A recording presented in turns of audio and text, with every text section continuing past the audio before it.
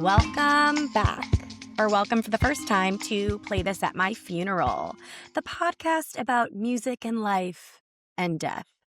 I'm your host, Dina Susan Alabade, and I'm so happy you've landed here in our little corner of the world because we're getting into some deep existential conversations. So buckle up. I hope you're ready to tear away any sort of avoidance you have about going deep, getting real, and the nitty-gritty ins and outs of being a human person that is existing right now, and discovering some amazing new music and hearing fantastic stories from folks just like you or me. That's enough of me. Let's get on with the show. Hi. So wait, is it Benjamin or can I call you Ben? My name is Benjamin, and then we're friends, and then you can call me Ben. How's that? Okay, because I'm so tempted to say Benjamin, like in How to Lose a Guy in 10 Days. That's like my favorite thing. Well, Benjamin, welcome to the show. I'm really, really glad you found me on Instagram. You found Play This at My Funeral on Instagram because immediately right off the bat, you have a passion project that I would say is like a sister to this show. Totally. The concept is really interesting. So let's kick things off. I want to know more about you, Benjamin Kintisch, and your Kintisch, apologies. No worries. And your musical that you're working on, which is Life Review, the Hospice Musical. That's right. So tell us everything. Okay, I'll do the first part. My name is Benjamin Kintisch, but now that we're friends, Dina, you can call me Ben. I hail from just north of New York City in the Hudson River Valley, a little town called Nyack. I grew up there, always loved music. You're making a face. Do you know Rockland County or the Hudson Valley? Of course I do. I went to middle school and high school in Westchester County in Irvington. And I'm that's very a suburb of familiar with Nyack. Okay, cool. Yeah.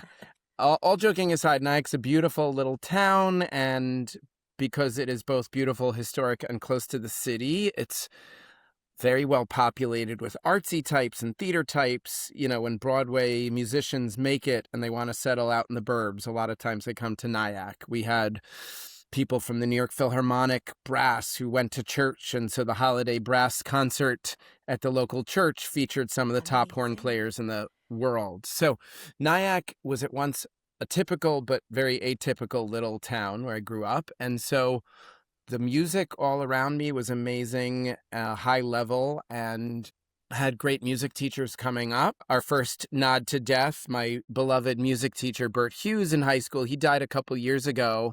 After teaching me in high school, he became my friend in my adulthood, and we stayed friends for several decades. He played music at my wedding. That's amazing. Yeah, Bert died 2 years ago, but I'm actually dedicating this upcoming performance in his memory, along with a different friend that we can talk about later. So Bert Hughes was an important part of my coming up, and I was a high-flying vocalist in high school, and I was dreaming of like classical singing, opera, that kind of thing. Went to conservatory. It wasn't for me, so I became a conservatory dropout, switched to a, quote, regular college, and finished out college at Brown University. And then singing was sort of like a party trick. If I'd had a few whatevers, and then I felt silly, I might break out the singing. But most of the time I kept it quiet. I did, however, in college become a rugby player, which was super fun. I'm petite, but I played the little guy position. Hard pivot. Oh, yeah. Yeah. So I play scrum half, the little one who puts the ball in and yells at everyone. Yeah. So the reason why I mentioned rugby here is because it was the first time I started singing again after I'd kind of put it up on the shelf, because rugby culture, imbued in British culture, pub culture, they sing. They sing these pretty raunchy songs after the game, and I was always above average leading the pub songs. One of my favorites, Jesus can't play rugby because his headgear is illegal. Jesus can't play rugby because his headgear is illegal. And then it has like 10 verses about all the reasons why Jesus can't play rugby. His father rigged the game. He's got holes in his hands. His footwear is not regulation. So you're like at the bar telling your teammates, find me up here. We're going to sing the song in the right note. I'm not a singer. I love resisted the urge to that. be a music teacher in that setting. I just sang loudly, knowing that I was louder than the rest of the 15 Oh, guys on the field with me. You know, we all have our talents, hidden or otherwise. yes. Then later in my Yes. 20s, you know, when you're like a smart cookie and you're not sure what to do with your life, you say, oh, I go to grad school. So I did that. Thank you. And Yeah. that, Congrats. yeah. And that pivot was a big one because I went to Cantor school or Cantorial school to study to be a cantor. That's a Jewish music minister, if you're not familiar with the title. I was enrolled at Jewish Theological Seminary, did 1 year in Jerusalem and 4 in New York City. So that was a great experience, learned a lot about music, actually did my first co-write. So that wasn't part of the cantor journey, but it was the beginning of my songwriting journey when a friend of mine in class showed up one day. He's like, I had some music for Hanukkah, but I need lyrics. And I was like, I can do it. Now, That's awesome. here's the truth. I didn't really know how to write a song at that moment, but sometimes you just have to raise your hand and seize the opportunity. So I did then, and that was the beginning of my songwriting journey.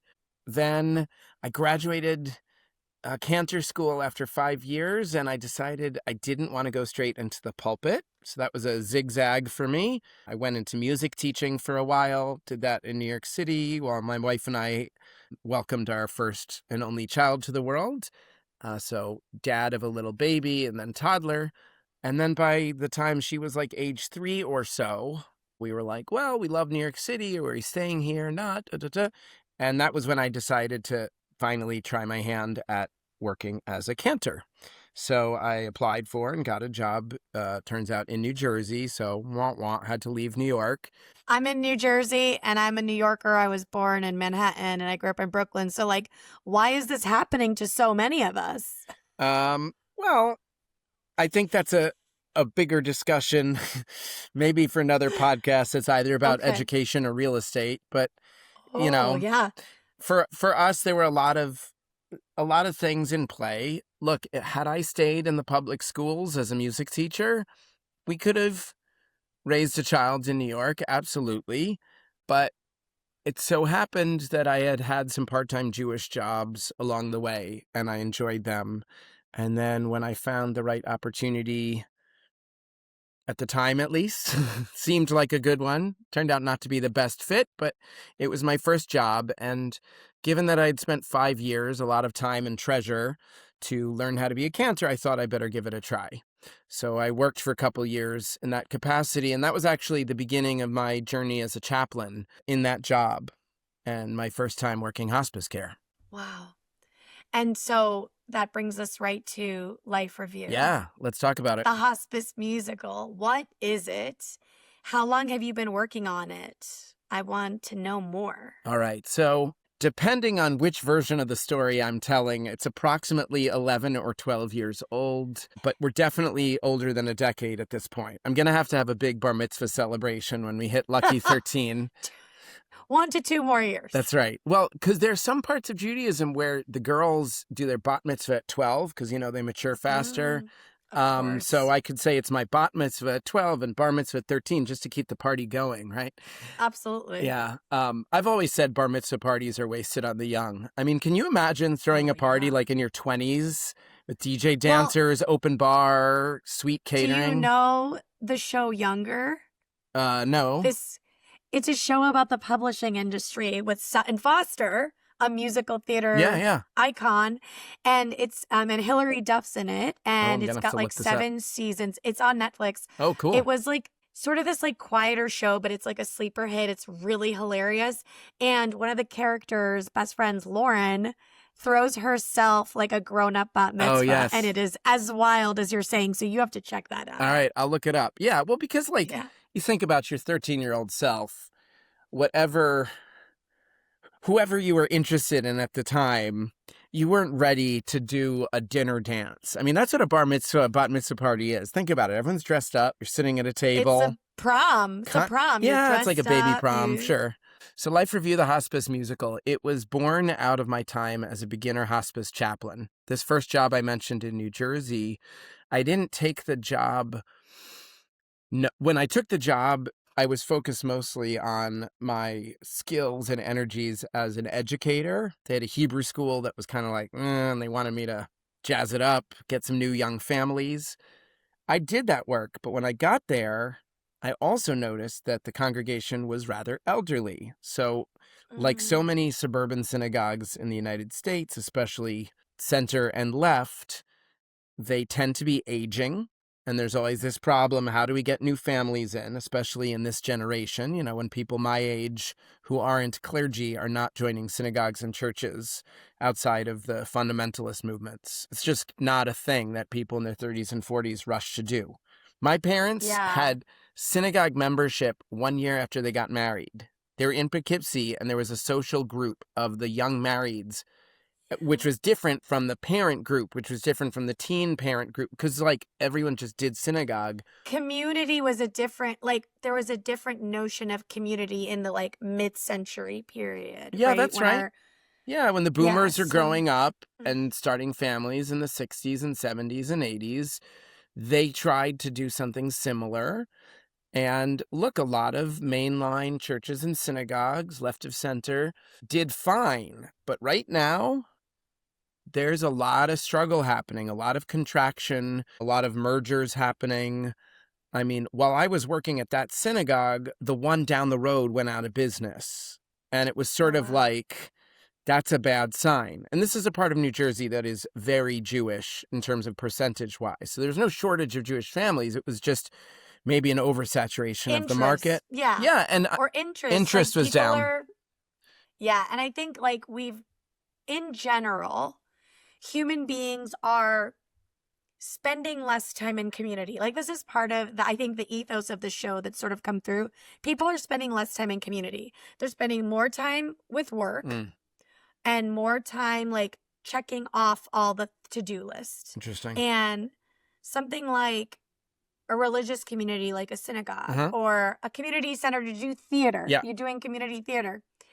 People are making less time for that or have less feel like they have less time for that. So it's a really interesting contraction of the way that we function as a society that it's prevalent in all corners, from religious to theater to I think even sports. Everyone's just rushing to do the next thing rather than let me go and be with a bunch of people, like-minded people or people that are nearby for a few hours and just let it go. So all right, this musical. So the musical was born out of my time as a hospice chaplain. Again, when I got this job, I didn't think about hospice. I didn't think about becoming a chaplain. I was always just kind of a kind-hearted, friendly presence and glad to do that. But what I noticed in my first year of work, we went on a little tangent talking about demographic shifts. So because of those demographic shifts, I had a ton of work in hospital visits, hospice visits,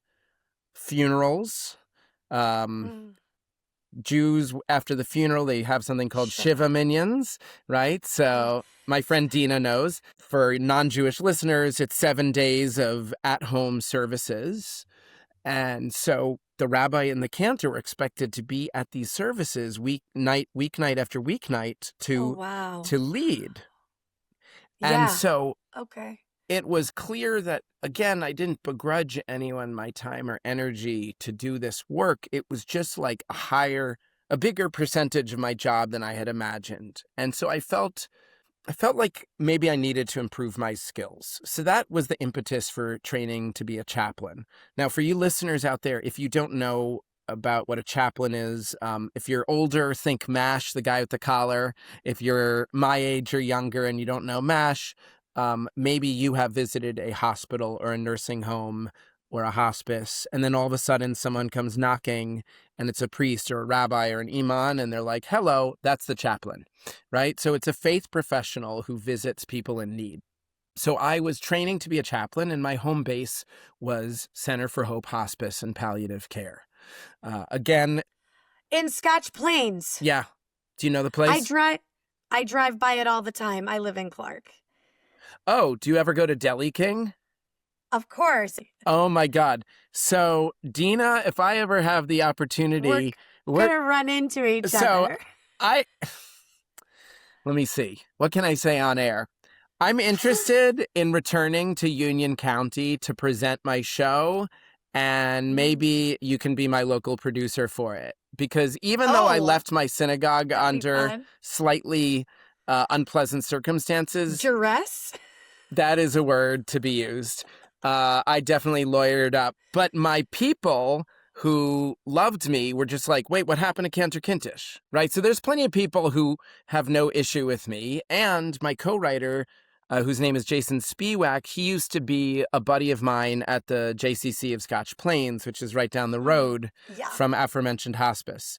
Okay, I hope all of you listeners enjoyed that It's a Small World After All moment. It's just wild because I have driven by the Center for So go ahead. In my sadder moments, when I'm driving to and from in the area to a friend who lives in Scotch Plains, to swim class, to whatever, and I pass by the Center for Hope, the word hope is like really large, and it always brings me a little bit of light. Nice. And I'm like, oh, look at the hope here. So it's just funny because it has been like a prominent edifice in my purview for many years. Wow, what a funny coincidence. Yeah, so I was an intern in that building as well as its sister facility, which exists in Elizabeth.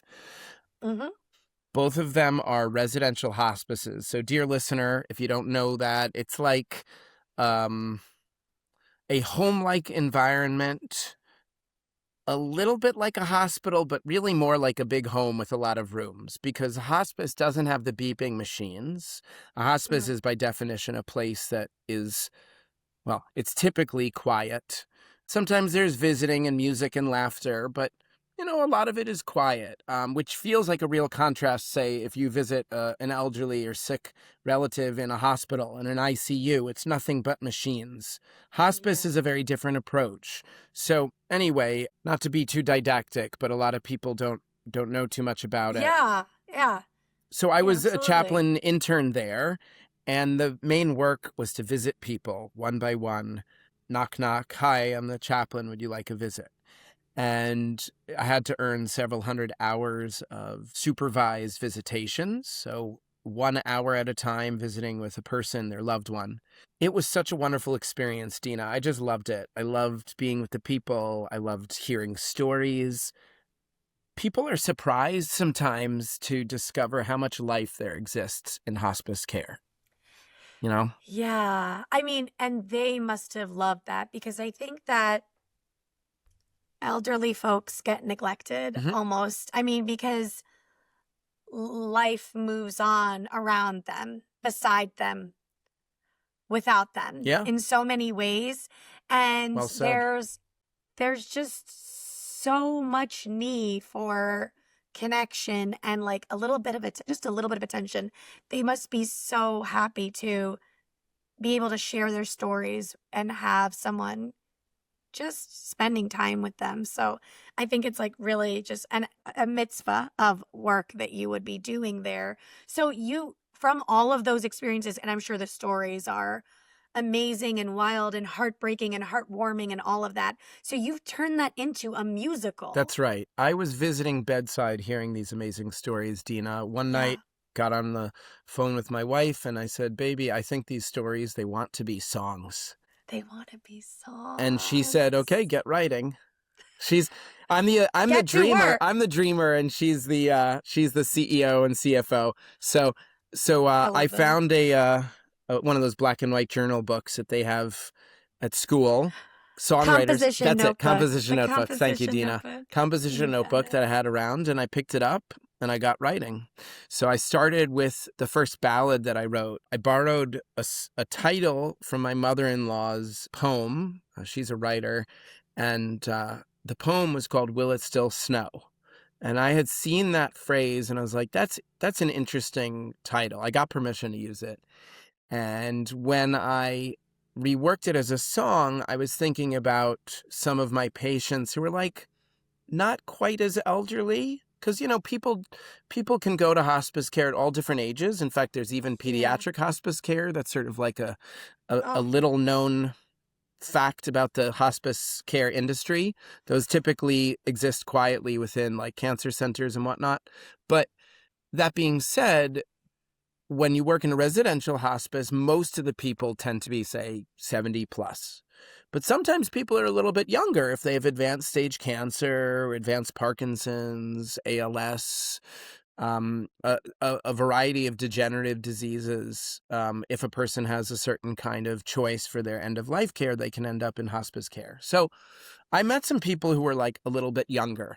And so this first song I wrote was a fictionalized version of a woman's story. And basically the vignette I imagined was someone who loved skiing and snowboarding with her family. So that was a happy memory, going skiing and snowboarding. And all of you skiers and snowboarders out there, you know how it's like a family thing. You go to the mountain, you get your gear, you buy the overpriced hot cocoa at your first break. You're laughing, so I guess you ski or snowboard. No, but you've heard of it. I've been snowboarding 3 times, but like après ski lodge life appeals to me. Yes, like, no, some people just go and hang out skiing, in the lodge. That's me. Books, a stack of books, and some overpriced hot cocoa. I love it. It's a good way to be. The few times my wife came to the mountain, that's what she did. I think I know where this is going with Will There Be Snow, and I'm going to get emotional. No, that's fine. So she and her grown her children, since their youth, they would go skiing together because they're from Massachusetts. They went to Western Mass. Mm-hmm. And so she's in the bed and she's wondering what's going to be happening after she dies. Are they going to keep skiing without her? Is there going to be, some people have read into it like a global warming thing. That's not my intention, but in the Northeast, they might not have snow when my kid is a grown up. We don't know. You might have to go to northern Canada in the future, or Colorado or bust. But the other thing is that snow is typically a metaphor, and winter is typically a metaphor in classical literature for death. And that spring is the metaphor for life coming back, like the earth goes to sleep. But for some people who love winter can be a time of life. So to quote my lyric, some folks hate New England winters, but I always love the snow. The dazzling white dress the town in light. It's where I want to go, but I have to know, will it still snow when I'm gone?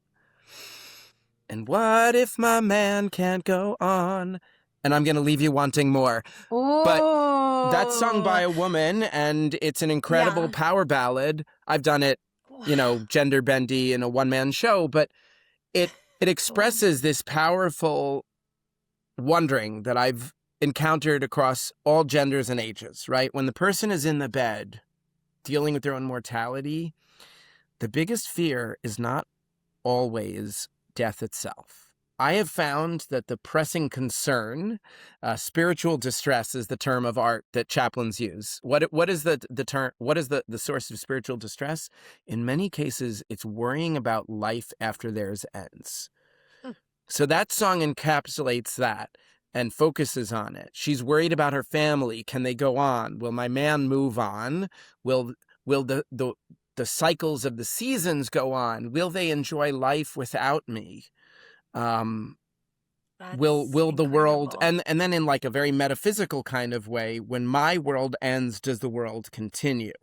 A lot of us wonder about that. Like, when lights go out on our experience, does everything else keep going? We'll never know. We're so narcissistic. Yeah, and the only story, that's a funny comment and totally true, Dina. I don't want to cry, so I have to bring a little bit of humor because I feel like it is such a powerful metaphor. And my head went to, will there be snow, like, in the afterlife? Ooh, so interesting. There's like, it's a really I like that idea. If heaven is some sort of magical wish fulfillment zone of, like, hedonistic fun, of adventures without injuries. Snow frolicking. Yeah, well, so, like, I'm a guy who snowboards. So that's something that appeals to me. I started in my 30s, and, like, I'm a solid medium snowboarder. Nothing fancy, no half pipes. But it's great fun for me. And I hope to continue enjoying winters on the board, sometimes with my daughter who skis, for many years to come. God willing, I'll have a healthy body for a few more decades that I can do this. But, like, I could imagine on my deathbed one of my key memories would be snowboarding, because it was so exciting for me in my 30s to do this new thing. You know, speaking of memories, that specific song we went into and I had the pleasure of singing for you, but many of the other songs in the show, I tell people it's like Fiddler on the Roof meets a chorus line. Fiddler on the Roof, Oh, what a description. you like that, Dina? Fiddler on the Roof, I because do. there's all this God wrestling. The main character, who's a pious Jewish person, like Tevye in Fiddler, he looks to the heavens trying to get an answer to the unanswerable questions. The way Tevye was like, could I have some money, or could you help me with my daughters? My character, Rabbi David, is basically like, hey, what happened with my parents? I was praying for them and you still let them die. That's the essence of his big I Wish song, which of course is a theological number, because, you know, a rabbi's I Wish number is going to be God wrestling. For the rest of the characters, though, it's their story. This is the chorus line piece. Chorus line, They each step person's up, story. and their monologue bursts into song. You're nodding in such a way that, God, she hopes she gets it. I love a chorus I hope I get line. it. Yeah.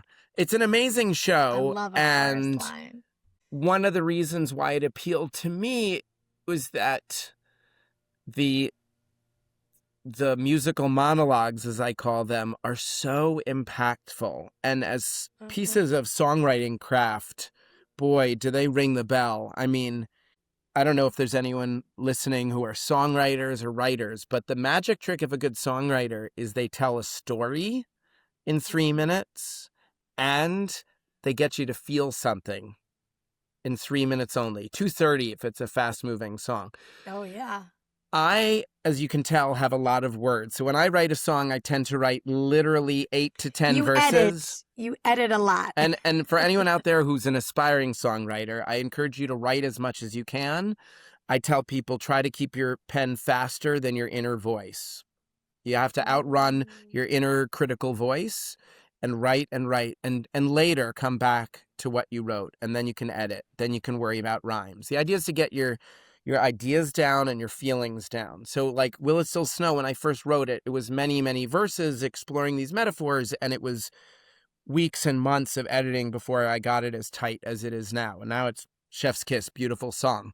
But that's not an instant thing. I should also give credit here for my wonderful composer friends, Jason Spiewak, formerly of Union County. Now I think he lives somewhere else, as well as a pretty apartment with his new bride in Manhattan. Good job, Jason, there.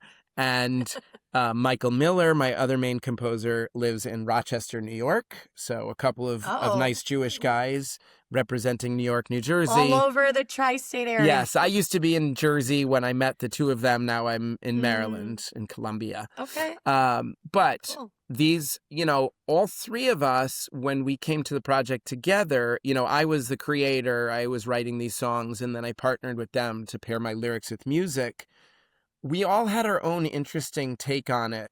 And I know, since you kind of start with the playlist and you go out to the death and dying, I want to bring this up because everyone says to me, like, wait, a musical about hospice? Like, are you serious? Or that sounds terrible. Or, ooh, like, and I now have like responses for all of these rejections. Oh, yeah. So I say, oh, it is terrible. Or like, is that a joke? I say, we have lots of jokes. Are you serious? It is serious, but also funny.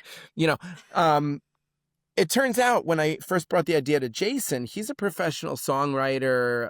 He works in A&R. He has a record label. He's a studio level pianist and has appeared on recordings. So he's kind of a hotshot musician. And when I met him, I got to get him on the show.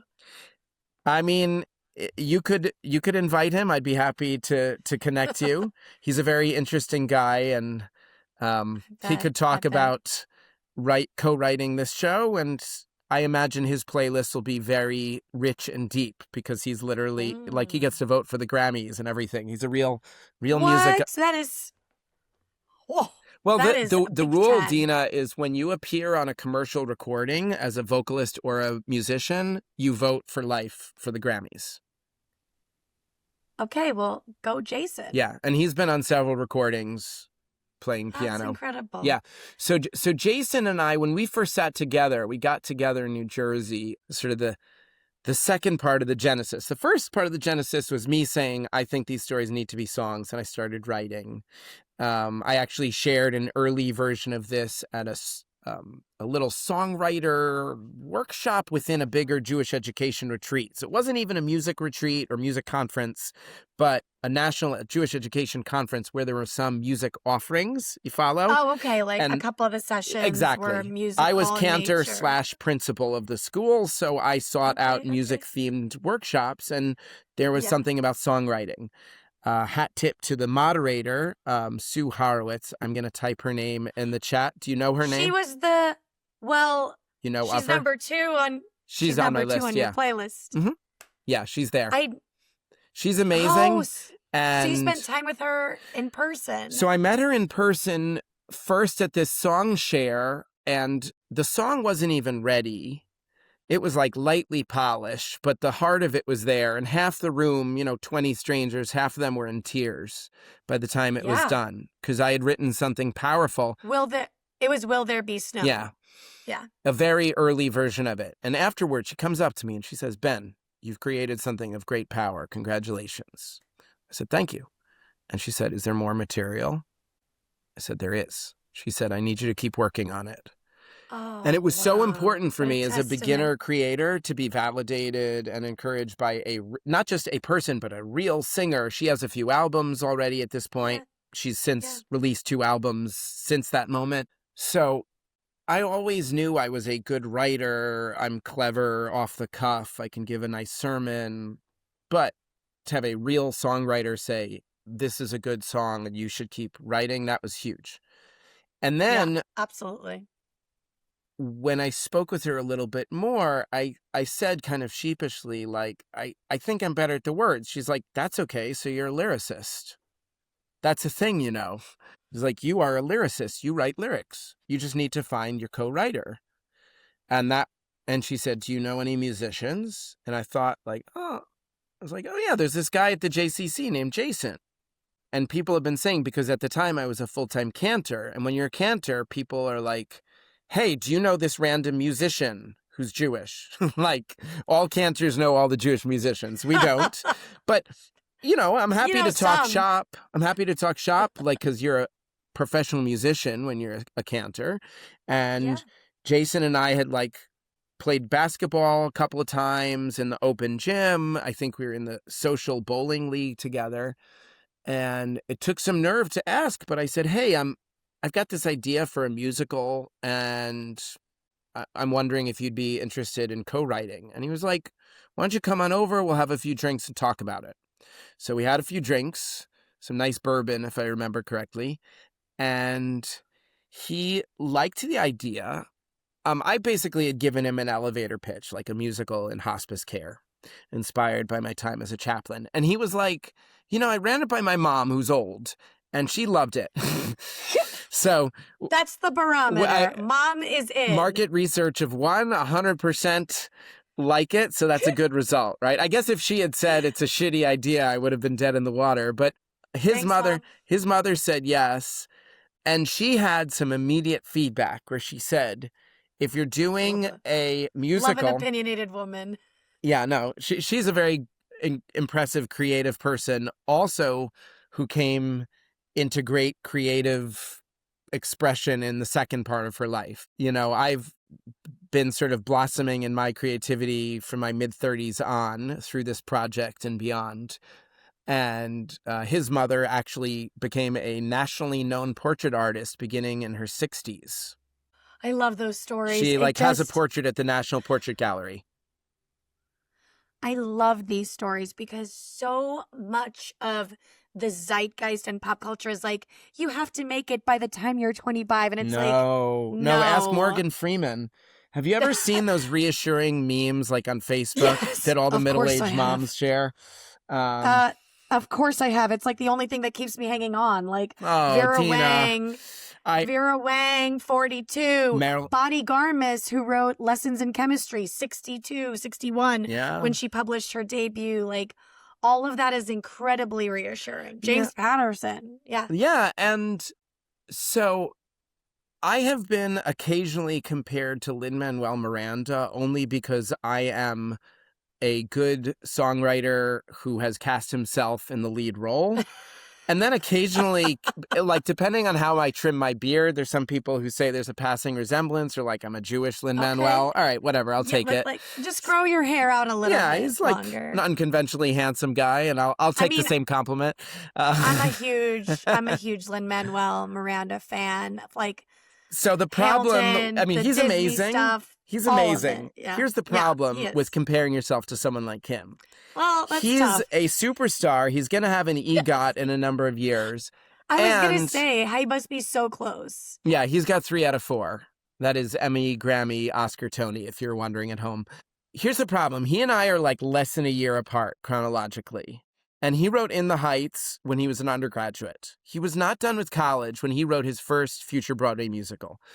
So if you're the kind of person who keeps track of your life progress based on celebrities who have already made it big time, you're going to be always depressed and like discouraged. Yeah, we shouldn't do that. It's not healthy. And while we're shrinking here, I'll quote my wise therapist Lucas, who has been reminding me to try to focus on the journey rather than too much on the destination. Because right now I'm getting ready for this big concert performance of my show that we'll talk about in a little bit.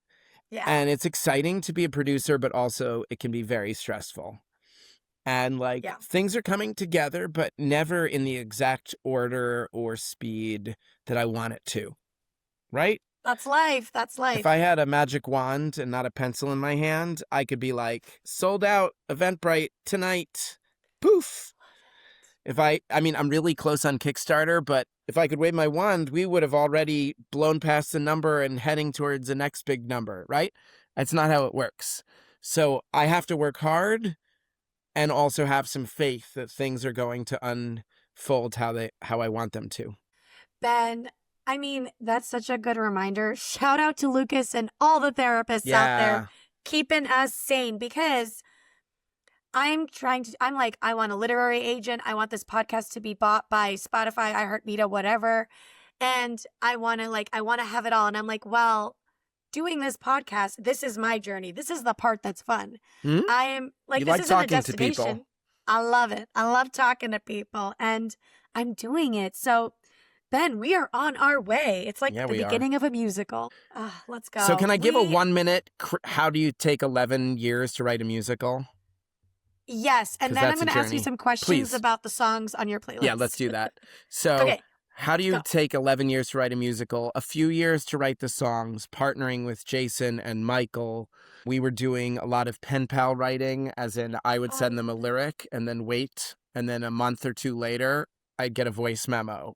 And it would be like a musical, Christmas gift, Christmas morning. I'm Jewish, but still that's a useful metaphor. Because, it's my favorite federal holiday. It's the best. Yeah. I actually have a song that I'm working on called Favorite Federal Holiday, which is my take on Lonely Jew and Christmas, but that's more amazing. up-tempo. Anyway, I digress, as is my custom. So we co-wrote the songs. They came back to me one by one in dribs and drabs, but I was also like a full-time cantor and then in job transition. And this project, it was always on the back burner and then a little bit of inspiration here and there. I wrote a lot of songs. Some were orphaned. Some got picked up, dropped. It happens. That friend, Sue Horowitz, she heard one song. She said, if there's more, I'll have you back at the conference. You can perform late at night. Another year later, she saw the late night and said, next year you get a stage. Then I had a stage, and that was 2019. I got 10 songs ready. At that point, we had professional Jewish touring musicians doing all the solos in a concert style. That was workshop number 1. 6 months later, we did workshop number 2 with now 15 songs and a full dialogue, quote, a full musical, a full-length musical. It was a big show.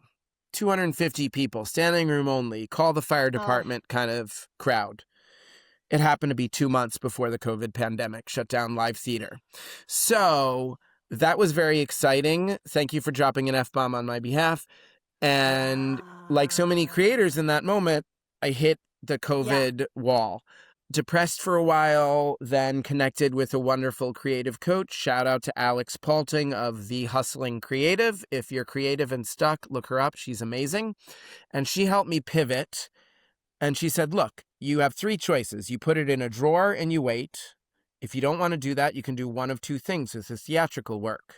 You condense it and do it by yourself, or you try to do the whole thing and you're shooting it outside like a movie.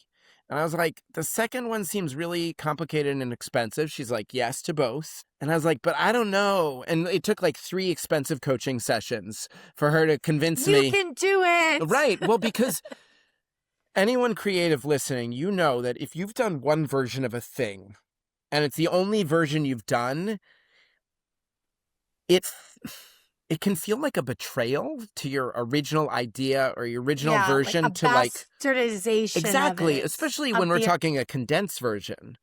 Yes, the full version has 15, now 16 songs. She was like, probably 6 to 8, and you can do a cabaret. And I'm like, how do I pick? And she's like, you need an opening number, you need a closing number, and then 4 or 5 in the middle. She was right. And I also looked at the solo songs rather than the group numbers, because group numbers are hard to pull off as a soloist. You're like, exactly. Ebony and I, you got 2 microphones. That's it. Switching hats. Literally, not metaphorically. I always change my hats metaphorically with the gesture on camera because I'm theatrical. But that's actually, yeah. You like I that? love it. You can borrow that, Dina. So I did the one-man show during COVID over a dozen times. I had a so-called virtual tour. That's actually when I started my Instagram account. And so if you follow me on Instagram at Life Review Musical, you'll see, if you scroll all the way to the top of my feed or the bottom of the feed, whatever, there are these like pictures of me holding up laminated signs like virtual tour 2021. Oh. Because I was trying to perform the thing. I performed it for synagogues, churches. I did professional conferences. I did chaplain trainings because I just wanted to get it out there. This is also when I became a little bit addicted to podcast appearances. But hey, it was a way. It was a way to share the story. And, you know, the Instagram and the podcast is a very related thing. I think that's how I connected with you, Dina. It seems most shows have Instagram feeds, so people like me can find and contact people in a way that's been helpful.